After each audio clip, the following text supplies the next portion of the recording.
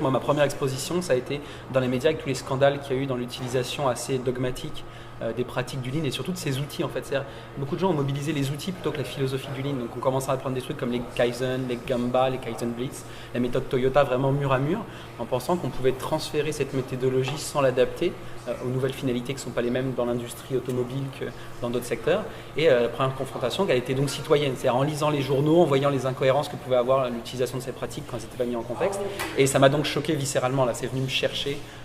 en tant que professionnel de me dire ça n'a pas de sens de pratiquer comme ça, comment les gestionnaires qui utilisent ces pratiques-là peuvent ne pas s'en rendre compte. Et en tant que consultant, je me suis retrouvé avec ces gestionnaires que j'ai vu critiquer dans les journaux et